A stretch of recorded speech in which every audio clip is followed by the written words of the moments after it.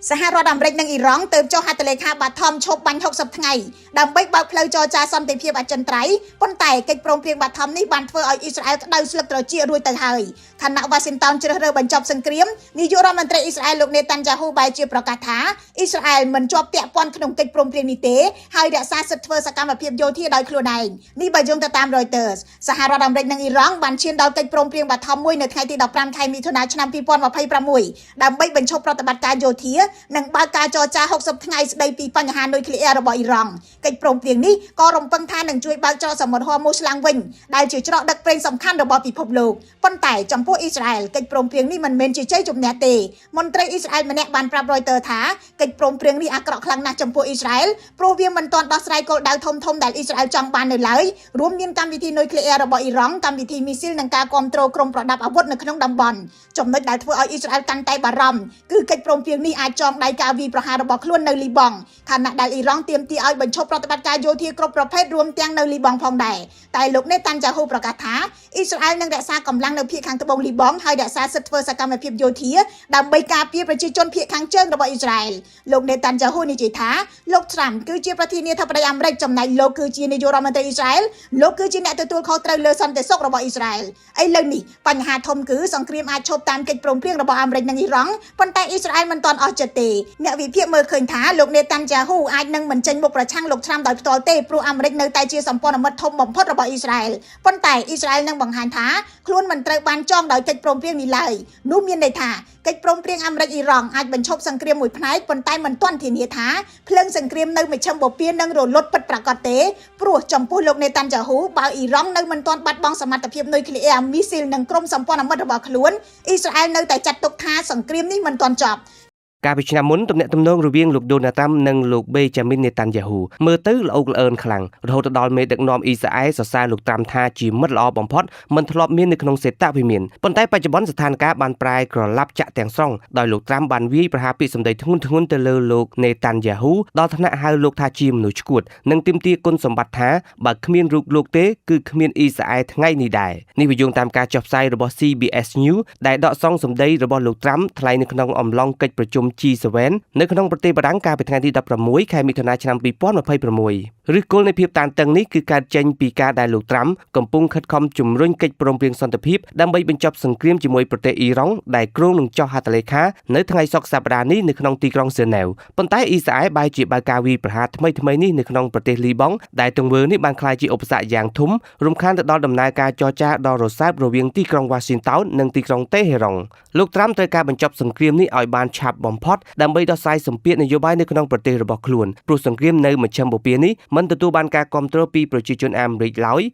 ហើយវាថែមទាំងបានរុញច្រានតម្លៃប្រេងឲ្យហក់ឡើងខ្ពស់ដែលធ្វើឲ្យប៉ះពាល់ទៅដល់ប្រជាប្រិយភាពរបស់លោកបើតាមការចុះផ្សាយរបស់សារព័ត៌មាន PBS ក្រុមអ្នកវិភាគនយោបាយបានលើកឡើងថាប្រសិនបើលោកនេតាន់យ៉ាហ៊ូនៅតែបន្តធ្វើជាដំគ្រោះរារាំងផ្លូវដែលលោកត្រាំចង់បាននោះលោកត្រាំនឹងមិនរារែកនៅក្នុងការប្រើប្រាស់ឥទ្ធិពលនិងអំណាចទាំងអស់ដែលខ្លួនមានដើម្បីដាក់សម្ពាធលើអ៊ីស្រាអែលនោះឡើយជាប្រវត្តិសាស្ត្រការគ្រប់គ្រងលើប្រទេសអ៊ីស្រាអែលតែងតែជាចំណុចឯកច្ឆន្ទរវាងគណបកធំទាំងពីររបស់សហរដ្ឋអាមេរិកប៉ុន្តែពេលដែលសង្គ្រាមជាមួយអ៊ីរ៉ង់កាន់តែអូសបន្លាយជំហរនេះបានចាប់ផ្ដើមរង្គោះរង្គើក្រុមអ្នកនយោបាយឆ្វេងនិយមបានសម្ដែងការមិនពេញចិត្តកាន់តែខ្លាំងចំពោះសកម្មភាពយោធារបស់អ៊ីស្រាអែលខណៈដែលក្រុមអ្នកអភិរក្សនិយមខ្លះក៏បានចាប់ផ្ដើមចោទសួរពីតម្លៃនៃកាតព្វកិច្ចការពារអ៊ីស្រាអែលផងដែរយ៉ាងណាមិញមតិខ្លះយល់ថានេះគ្រាន់តែជាការឆ្លោះប្រកែកគ្នាបន្តិចបន្តួចដោយសមាជិកគ្រួសារតែមួយតែប៉ុណ្ណោះព្រោះលោកត្រាំបានបង្ហាញសកម្មភាពគាំទ្រអ៊ីស្រាអែលយ៉ាងពិតប្រាកដរួចទៅហើយនៅក្នុងអាណត្តិដំបូងដូចជាការបដូរស្ថានទូតសហរដ្ឋអាមេរិកនៅទីក្រុងសេរុយសាឡឹមនិងការជួយរំដោះចំណាត់ខ្មាំងអ៊ីស្រាអែលពីតំបន់កាហ្សានៅក្នុងអាណត្តិទី2នេះអ្វីដែលនឹងកើតឡើងទៅថ្ងៃអនាគត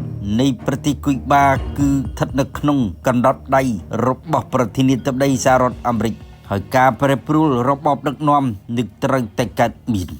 នេះជាការប្រមានរបស់រដ្ឋមន្ត្រីសង្គ្រាម Pete Hegseth លោក Pete Hegseth បានបញ្ជាក់ទៀតថាគ្មានអ្វីដែលរារាំងផែនការរបស់លោក Donald Trump ទេនៅពេលនេះគឺអ្វីកំពុងតែរងចាំការទៅដល់ប្រទេសគុយបាតែប៉ុណ្ណោះនៃលទ្ធភាពនៃការរុះរើប្រព័ន្ធដឹកនាំរបស់ប្រទេសកុម្មុយនីសមួយនេះថ្លែងទៅកាន់កងទ័ពសហរដ្ឋអាមេរិកនៅឯមូលដ្ឋានទ័ពអាមេរិកនៅឆកសមុទ្រគូតាណាម៉ូនេះតំបន់សមុទ្រនៃប្រទេសគុយបា កាលពីថ្ងៃទី10មិថុនាលោកពីតហេនសែនរដ្ឋមន្ត្រីសង្គ្រាមបានបញ្ជាក់ថាលោកមានកិត្តិយសដែលបានមកពិនិត្យនិងសួរសុខទុក្ខកងទ័ពសហរដ្ឋអាមេរិកនៅលើមូលដ្ឋានទ័ពជើងទឹកអាមេរិកនៅឆកសមុទ្រកូតាណាម៉ូនេះហើយថាបន្ទាប់ពីនេះយើងនឹងបានដឹងអំពីអ្វីដែលកើតឡើងចំពោះរបបកុម្មុយនីសនៅលើទឹកដីនៃប្រទេសគុយបាមូលដ្ឋានទ័ពអាមេរិកនៅឆកសមុទ្រកូតាណាម៉ូមានវត្តមានទ័ពរបស់អាមេរិក 3000 នាក់សពាវុធរបស់អាមេរិកនៅទីនោះមានទាំងអធម្មវិកចៈមានទាំងការដាក់ពង្រាយមីស៊ីលរួចរាល់អស់ទៅហើយបរិបត្តិការសឹកយ៉ាងលឿនបំផុតអាចនឹងកើតមានប្រសិនបើអាមេរិកប្រើប្រាស់កម្លាំងវាយលុកដោយវាយចេញពីមូលដ្ឋានទ័ពជើងទឹកអាមេរិកនៅឆកសមុទ្រកូតាណាម៉ូដែលវាគៀកបំផុតនឹងដែនកោះប្រទេសគុយបាតែគុយបាគឺជាប្រទេសដែនកោះមានប្រជាជនជាង10លាននាក់បច្ចុប្បន្ននេះមានស្ថិតនៅចម្ងាយតែជាង140គីឡូម៉ែត្រប៉ុណ្ណោះពីរដ្ឋ Florida សហរដ្ឋអាមេរិកប៉ុន្តែមូលដ្ឋានទ័ពជើងទឹកអាមេរិកនៅឆកសមុទ្រកូតាណាម៉ូវាកាន់តែគៀកបំផុតនឹងប្រទេសគុយបានៅគណៈនេះកងទ័ពអាមេរិកកំពុងតែឡោមព័ទ្ធដែនកោះនៃប្រទេសគុយបាទៅហើយដែលនាវាផ្ទុកយន្តហោះ USS Nimitz ដឹកនាំក្រុមកងនាវាចម្បាំងជាមួយនឹងកងទ័ពម៉ារីន 2500 នាក់ដាក់ពង្រាយរួចរាល់អស់ហើយរដ្ឋមន្ត្រីសង្គ្រាម ពីត ហេនសែនដែលបានធ្វើទស្សនកិច្ចទៅកាន់មូលដ្ឋានទ័ពជើងទឹកអាមេរិកនៅឆកសមុទ្រកូតាណាម៉ូបានបង្ហាញនៅផែនការរបស់លោកចំនួន2ដែលលោកបានបញ្ជាក់ថាទី1ត្រូវធានាថាមជ្ឈមណ្ឌលឃុំឃាំង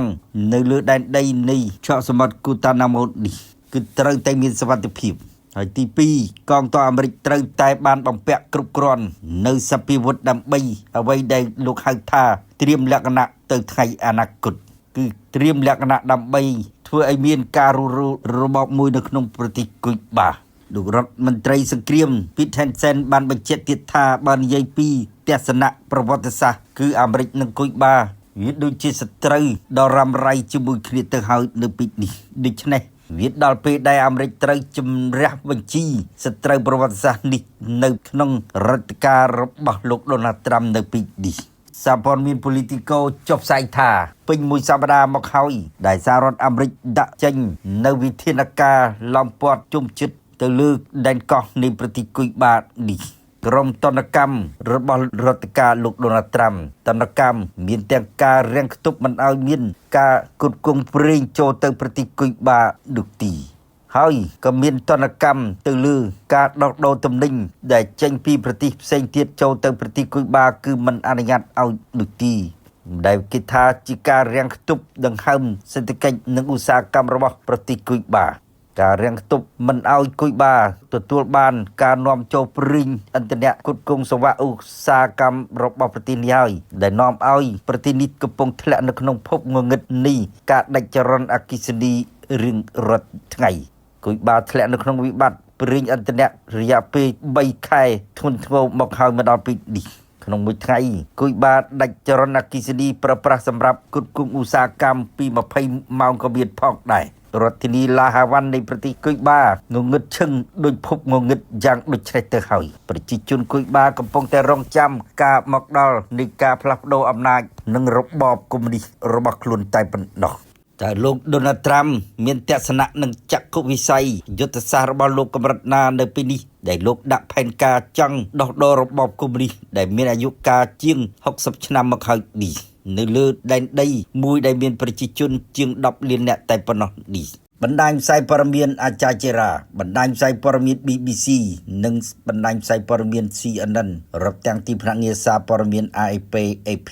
កំពុងតែផ្ដោតទៅលើការវិវត្តចុងក្រោយនៅក្នុងតំបន់អាមេរិកឡាទីនជាមួយនឹងសារព្រមានរបស់សហរដ្ឋអាមេរិកកាន់តែសន្ធើរឡើងទៅលើរបបកុម្មុយនីសនៃប្រទេសគុយបាលោកដូណាល់ត្រាំនិងរដ្ឋមន្ត្រីការបរទេសរបស់គាត់គឺលោក Marco Rubio បានបញ្ជូនសារគម្រាមជាថ្មីម្ដងទៀតថាអន្តរាគមន៍កងទ័ពសហរដ្ឋអាមេរិកទៅលើប្រទេសគុយបាដើម្បីឲ្យដោះដូររបបដឹកនាំនៅក្នុងប្រទេសនេះអាចនឹងធ្វើឡើងលោក Marco Rubio បានប្រាប់អ្នកសារព័ត៌មានថាគុយបាជាប្រទេសមួយដែលចិញ្ចឹមចិត្តបង្កអសន្តិសុខដល់ប្រជាជនអាមេរិករាប់សិបឆ្នាំមកហើយក៏ព្រោះតែប្រទេសកុម្មុយនីសមួយនេះជាកូនអុករបស់រុស្ស៊ីនិងចិន ហើយប្រជែងជាមួយនឹងសហរដ្ឋអាមេរិកដោយប្រើប្រាស់វិធានការអសន្តិសុខទៅលើសហរដ្ឋអាមេរិកគណៈនេះលោក Donald Trump បានចំអកថាលោកអាចនឹងក្លាយជាប្រធានាធិបតីគុយបានៅដំណាក់កាលមួយដែលលោកថាប្រតិបត្តិការយោធាអាចនឹងមានទៅលើដែនកោះមួយនេះ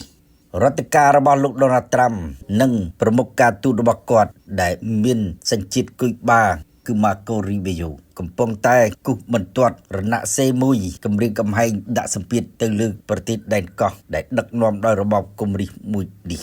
គឺក្នុងគោលដៅដើម្បីឲ្យមានការដោះដូររបបដឹកនាំនៅក្នុងប្រទេសនេះការឡោមព័ទ្ធសមុទ្រការ៉ាបៀននៃកងនាវាចម្បាំងរបស់សហរដ្ឋអាមេរិកបានចូលទៅដល់សមុទ្រការ៉ាបៀនកាលពីប្រហែលថ្ងៃមកនេះគឺជាការហុំព័ទ្ធប្រទេសនេះមិនឲ្យទទួលបានការផ្គត់ផ្គង់ប្រេងឥន្ធនៈឧស្ម័ននៅលើទឹកដីនៃប្រទេសគុយបានោះទេ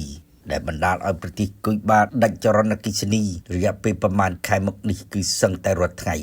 រដ្ឋធានីឡាហាវ៉ាន់របស់ប្រទេសនេះធ្លាក់នៅក្នុងភាពងងឹតគឺក្នុង24ម៉ោងគឺងងឹតដល់ទៅ20ម៉ោងក៏មានផងដែរសង្វាក់ផលិតកម្មឧស្សាហកម្មនិងសិប្បកម្មឯកជនរងផលប៉ះយ៉ាងលំបាកបំផុតដែលសេដ្ឋកិច្ចរបស់ប្រទេសនេះកំពុងតែក្រឡាប់ប៉ុន្តែជាមួយគ្នានេះនៅពេលដែលសេដ្ឋកិច្ចកំពុងតែឈានទៅដល់ការក្រឡាប់នេះសម្ពាធយោធាពីសំណាក់សហរដ្ឋអាមេរិកនៃរដ្ឋការលោក Donald Trump កំពុងតែគៀបសង្កត់យ៉ាងខ្លាំងអាមេរិកដាក់ពង្រាយនាវាចម្បាំងនាវាផ្ទុកយន្តហោះឡោមព័ទ្ធប្រទេសនេះរួចទៅហើយដើមចមត្រូវគេមើលឃើញថាអាមេរិកដែលឈានទៅដល់ការប្រប្រាស់វិធានការតែឡោមព័ទ្ធច្រកសមុទ្រនៃប្រទេសគុយបាតំបន់សមុទ្រការ៉ាបៀននៃតំបន់អាមេរិកឡាទីននេះគឺដោយសារតែសហរដ្ឋអាមេរិករកឃើញអំពើភេរវកម្មមួយដែលប្រព្រឹត្តឡើងដោយអតីតប្រធានាធិបតីនៃប្រទេសគុយបារ៉ាអ៊ូល កាស្ត្រូតកតងទៅនឹងការបាញ់ទម្លាក់យន្តហោះសហរដ្ឋអាមេរិកកាលពី30ឆ្នាំមុនហើយការចាប់ប្រកាន់នេះហើយដែលធ្វើឲ្យសហរដ្ឋអាមេរិកប្រើប្រាស់មធ្យោបាយយោធារុញឲ្យប្រជាជនគុយបាជ្រើសរើសមេដឹកនាំថ្មីរបស់ខ្លួនជំនួសមេដឹកនាំបច្ចុប្បន្នជាមេដឹកនាំនៃរបបកុម្មុយនីសនេះប្រធានាធិបតីគុយបាបច្ចុប្បន្នដែលជំនួសលោករ៉ាអ៊ូល កាស្ត្រូគឺលោកប្រធានាធិបតី Miguel Diaz-Canel បានច្រានចោលចំពោះសហរដ្ឋអាមេរិកដែលចោទទៅលើមេដឹកនាំរបស់ខ្លួនរ៉ាអ៊ូល កាស្ត្រូថាជាជនពាក់ព័ន្ធទៅនឹងអំពើភេរវកម្មបញ្ជាឲ្យបាញ់ទម្លាក់យន្តហោះពីរគ្រឿងរបស់សហរដ្ឋអាមេរិកកាលពីឆ្នាំ1996យ៉ាងណាតុលាការសហព័ន្ធរដ្ឋ Florida បានចេញដីកាចាប់ប្រកាន់ជាផ្លូវការប្រឆាំងអតីតមេដឹកនាំគុយបារ៉ាអ៊ូល កាស្ត្រូដ៏មានឥទ្ធិពលនេះចំពោះទូនីតិរបស់គាត់ដែលនៅពេលនេះគាត់ជារដ្ឋមន្ត្រីក្រសួងការពារជាតិដែលចោទថាបានបាញ់ទម្លាក់យន្តហោះស៊ីវិលរបស់សហរដ្ឋអាមេរិកពីរគ្រឿងក្នុងឆ្នាំ1996ដែលធ្វើឲ្យអ្នកបើកបរយន្តហោះនោះយ៉ាងតិចណាស់4អ្នកស្លាប់ហើយអ្នកដែលបញ្ជាបាញ់ទម្លាក់យន្តហោះសហរដ្ឋអាមេរិកនៅក្នុងឆ្នាំ1996នេះគឺលោករ៉ាអ៊ូល កាស្ត្រូដែលពីនោះលោកជារដ្ឋមន្ត្រីក្រសួងការពារជាតិនៃគណៈរដ្ឋមន្ត្រីរបស់បងរបស់គាត់គឺ Fidel Castroបច្ចុប្បន្នរ៉ាអ៊ូល កាស្ត្រូមានអាយុ94ឆ្នាំជាប្អូនប្រុសរបស់អតីតមេដឹកនាំបដិវត្តន៍គុយបា Fidel Castro ត្រូវបានអាមេរិកចោទពេញទំហឹងថាជាមេភេរវកម្មសម្រាប់ជនជាតិសហរដ្ឋអាមេរិកដោយសារតែការបាញ់ទម្លាក់យន្តហោះស៊ីវិលរបស់អាមេរិកពីរគ្រឿងនៅក្នុងឆ្នាំ1996នោះឥឡូវនេះដើមចមនេះបាននាំឲ្យលោក Donald Trump កំពុងតែដាក់ផែនការដើម្បីផ្ដួលរំលំរបបផ្ដាច់ការកុម្មុយនីសនៅលើទឹកដីនេះដែនកោះមួយនេះតាមសេចក្តីរាយការណ៍បានដឹងថាលោក Donald Trump បានបញ្ចេញទស្សនៈរបស់លោកដោយបញ្ជូនសារព្រមានទៅទីក្រុងឡាហាវ៉ាន់ជាថ្មីម្ដងទៀតថាការដោះដូររបបនៅទីក្រុងឡាហាវ៉ាន់ត្រូវតែមានហើយការដោះដូររបបនេះលោក Donald Trump អាងថាលោកបានបញ្ជូនសារឲ្យមានការដោះដូររបបតាមរយៈការរុះរើប្រព័ន្ធនយោបាយរបស់ប្រទេសនេះបើពុំនោះទេវានឹងត្រូវឆ្លងកាត់អន្តរាគមន៍ដោយកងទ័ពសហរដ្ឋអាមេរិកលោក Donald Trump បញ្ជាក់ទៀតថាលោកទទួលស្គាល់ថា50ឆ្នាំ60ឆ្នាំមកហើយដែលមេដឹកនាំសហរដ្ឋអាមេរិកចង់ផ្លាស់ប្ដូររបបកុម្មុយនីសគុយបាទៅជារបបប្រជាធិបតេយ្យមួយប៉ុន្តែมันអាចទៅរួចនោះទេតែសម្រាប់លោក Donald Trump ក្នុងរដ្ឋការរបស់គាត់នាពេលបច្ចុប្បន្ននេះត្រូវបានអ្នកសង្កេតការណ៍មើលឃើញថាលោក Donald Trump ហាក់ដូចជាអន្ទះសារខ្លាំងណាស់ចង់ធ្វើឲ្យមានស្នាដៃជោគជ័យដូចនឹងគាត់ផ្ដួលរំលំមេដឹកនាំផ្ដាច់ការនៃប្រទេសវេណេស៊ុយឡា Nicolas Maduro នៅក្រុងការលើកទ័ពចូលទៅចាប់ខ្លួនទាំងកណ្ដាលអាត្រៀតកាលពីយប់ថ្ងៃទី3មករាឆ្នាំ2026ហើយចាប់ខ្លួន Nicolas Maduro និងប្រពន្ធរបស់គាត់យកមកឃុំខ្លួននៅលើទឹកដីសហរដ្ឋអាមេរិកមកដល់ពេលនេះ កំពុងតែរងចាំការកាត់ទោសក្នុងករណីឧក្រិដ្ឋកម្មភេរវកម្មគ្រឿងញៀនការជោគជ័យរបស់លោក Donald Trump ទៅលើប្រទេសវេណេស៊ុយឡានេះហើយដែលលោក Donald Trump កំពុងតែមានមោទនភាពចង់ធ្វើឲ្យមានការដោះដូររបបកុម្មុយនីសនៅលើទឹកដីនៃប្រទេសគុយបាបណ្ដាញផ្សាយព័ត៌មានរបស់សហរដ្ឋអាមេរិកចុះផ្សាយថាប្រហែលថ្ងៃមុខនេះលោក Marco Rubio បានបញ្ជូនអ្នកការទូតទៅទីក្រុងឡាហាវ៉ាន់ជាមួយនឹងការផ្ដល់ជំនួយមនុស្សធម៌$100 លានសហរដ្ឋអាមេរិកទៅជួយផ្គត់ផ្គង់កិច្ចការសង្គមគិច្ចរបស់ប្រជាជនគុយបាប៉ុន្តែលោក Marco Rubio បានបញ្ជាក់ថាជំនួយនេះគឺភ្ជាប់ជាមួយនឹងអ្វីដែលហៅថាចង់ធ្វើឲ្យមានការកែតម្រង់ប្រព័ន្ធដឹកនាំនយោបាយនៅក្នុងប្រទេសគុយបាគឺមិនចង់ឃើញរបបកុម្មុយនីសគុយបានៅរស់រានមាននៅលើប្រទេសដែនកោះមួយនេះទីអ្នកស្ទីភិកបង្ហាញនៅការវិភាគដោយប្រុងប្រយ័ត្នថាអន្តរាគមរបស់លោក Donald Trump ប្រសិនបើអន្តរាគមដោយកម្លាំងយោធាគឺអាចនឹងមានការប្រទុសរាយជាមួយនឹងកម្លាំងយោធារបស់គុយបាដែលមានជំនាញច្បាស់លាស់នឹងការប្រយុទ្ធនេះអ្នកសង្កេតការខ្លះមើលឃើញថាលោក Donald Trump ជោគជ័យដ៏អស្ចារ្យនិងលឿនរហ័សនៃការផ្ដួលរំលំ Nicolas Maduro ពិតមែនប៉ុន្តែលោក Donald Trump អាចនឹងពិបាកក្នុងការធ្វើឲ្យជោគជ័យនៃការផ្ដួលរំលំរបបកុម្មុយនីសនៅលើទឹកដីនៃប្រទេសគុយបាអ្នកសង្កេតការមើលឃើញថាដែល Nicolas Maduro ងាយត្រូវបានកងកម្លាំងកុម្មុយនីសពិសេសរបស់សហរដ្ឋអាមេរិកចាប់ខ្លួនបានដោយប្រើប្រាស់អធិបតេយ្យចក្រនិងយន្តហោះចម្បាំងក្នុងប្រតិបត្តិការពាក់កណ្ដាលទីកាលពីថ្ងៃទី3មករាឆ្នាំ2026នោះដោយសារតែមានការបែកបាក់ផ្ទៃក្នុងជួររដ្ឋាភិបាលនិងកងទ័ពនៃប្រទេសវេណេស៊ុយឡាសូម្បីតែអនុប្រធានាធិបតីរបស់ទីកូឡាម៉ាដូរ៉ូក៏ជាអ្នកផ្ដល់សញ្ញាឲ្យកងទ័ពកុម្មុយនីសសហរដ្ឋអាមេរិកបើកប្រតិបត្តិការចូលចាប់ខ្លួនលោកនីកូឡាម៉ាដូរ៉ូបានងាយនៅពេកនោះប៉ុន្តែអ្វីដែលសំខាន់អ្នកសង្កេតការមើលឃើញថាមិត្តនឹងសហរដ្ឋអាមេរិកប្រើប្រាស់កម្លាំងយោធាបានជោគជ័យចាប់ខ្លួននីកូឡាម៉ាដូរ៉ូពេលនោះដោយសារតែសម្ពាធយោធារបស់សហរដ្ឋអាមេរិកខ្លាំងមែនទែនធ្វើឲ្យឧត្តមសេនីយ៍របស់របបនីកូឡាម៉ាដូរ៉ូនិងថ្នាក់ដឹកនាំនៃរបបនេះប្រឈមមុខនឹងការបែកបាក់គ្នាបែងចែករវាងកម្លាំងរបស់នីកូឡាម៉ាដូរ៉ូនិងកម្លាំងអនុប្រធានាធិបតីដែលទីបំផុតកងទ័ពសហរដ្ឋអាមេរិកចាប់ខ្លួននីកូឡាម៉ាដូរ៉ូបានយ៉ាងងាយបំផុតជាមួយនឹងការបែកបាក់ផ្ទៃក្នុងចំណែកឯគុយបាវិញអ្នកសង្កេតការណ៍មួយចំនួនមានសុទិដ្ឋិនិយមថាប្រហែលលោក Donald Trump ប្រើប្រាស់វិធានការយោធាដាក់ទៅលើគុយបាយ៉ាងសម្បើមដូចនឹងលោក Donald Trump ធ្វើបានជោគជ័យទៅលើប្រទេសវេណេស៊ុយឡានៃប្រធានាធិបតីនីកូឡាម៉ាដូរ៉ូវាអាចនឹងមានការបែកបាក់នៅក្នុងជួររបបកុម្មុយនីសគុយបាក៏អាចមានផងដែរប៉ុន្តែអាចក្នុងកម្រិតតិចតួចបំផុតអ្វីដែលសំខាន់អ្នកសង្កេតការណ៍មើលឃើញថាទី1លោក Donald Trump អាចនឹងរុញឲ្យមានចលាចលនយោបាយទោះនៅទីក្រុងឡាហាវ៉ាន់ជាមួយនឹងការក្រឡាប់សេដ្ឋកិច្ចនិងការដាច់ចរន្តអគ្គិសនីជារៀងរាល់ថ្ងៃរបស់ប្រទេសនេះដែលធ្វើឲ្យប្រជាជនគុយបាជាង10លាននាក់ពិបាកក្នុងការរកស៊ីទទួលទានប្រចាំថ្ងៃហើយបង្កឲ្យអសន្តិសុខនយោបាយនៅពេលដែលប្រទេសគុយបាធ្លាក់នៅក្នុងអសន្តិសុខនយោបាយប្រហែលជាលោក Donald Trump ប្រើប្រាស់កម្លាំងទ័ពវាចូលអន្តរាគមន៍ដើម្បីអ្វីដែលហៅថារំដោះប្រជាជនគុយបានិងស្ថិតនៅក្នុងរូបភាពនៃការលើកទ័ពអន្តរាគមន៍ប្រឆាំងនឹងអ្វីដែលរដ្ឋការលោក Donald Trump ក៏ដូចជាលោក Marco Rubio បានចោទរបបគុយបាបច្ចុប្បន្ននេះថាជារបបគំរាមកំហែងសន្តិសុខសហរដ្ឋអាមេរិករត់10ឆ្នាំមកហើយនៅក្រមហេតុផលនេះក៏ជាឱកាសដែលលោក Donald Trump បញ្ជាទ័ពលើកចូលទៅប្រទេសគុយបាក៏ថាបានអ្នកសង្កេតការណ៍មើលឃើញថាគុយបាដែលមានប្រជាជនជាង10លាននាក់នេះមិនអាចមានលទ្ធភាពទប់ទល់នឹងការវិលុករបស់កងទ័ពសហរដ្ឋអាមេរិកទូទីប្រសិនបើលោក Donald Trump បញ្ជាឲ្យលើកទ័ពចូលវិលុកដីកោះមួយនេះម្យ៉ាងទៀតសហរដ្ឋអាមេរិកនិងគុយបាមានរយៈចម្ងាយពីគ្នាតែជាង100គីឡូម៉ែត្រតែប៉ុណ្ណោះគុយបាជាប្រទេសដែនកោះមួយនៃសមុទ្រការ៉ាបៀនដែលប្រឈមមុខនឹងឆ្នេរសមុទ្រនៃរដ្ឋ Florida សហរដ្ឋអាមេរិកមានន័យថាកម្លាំងទ័ពសហរដ្ឋអាមេរិកជាមហាអំណាចនឹងងាយចូលទៅរដ្ឋទីឡាហាវ៉ាន់យ៉ាងលឿនបំផុតប៉ុន្តែយ៉ាងណាក៏ដោយគុយបានៅពេលនេះមិនមែនគុយបានៅឆ្នាំ1962ទៀតដូចទេដែលមានខ្នងបង្អែកដ៏រឹងមាំរបស់គុយបាគឺសហភាពសូវៀតរុស្ស៊ីនិងចិនទោះជាមានសម្ព័ន្ធភាពទំនាក់ទំនងយោធាជាមួយនឹងគុយបាប៉ុន្តែប្រទេសពីរនេះបានត្រឹមតែថ្កោលទោសសហរដ្ឋអាមេរិកប៉ុណ្ណោះ គឺมันអាចលើកទ័ពចូលឬក៏បញ្ជូនសពាវុធអន្តរាគមន៍ជួយគុយបាដូចទីវាមិនខុសអីដែលចិននិងរុស្ស៊ីអត់មានសមត្ថភាពលើកទ័ពលើកសពាវុធចូលអន្តរាគមន៍ជួយប្រទេសអ៊ីរ៉ង់ដែលកំពុងធ្លាក់ក្នុងសង្គ្រាមរបស់សហរដ្ឋអាមេរិកនិងអ៊ីស្រាអែលនោះទី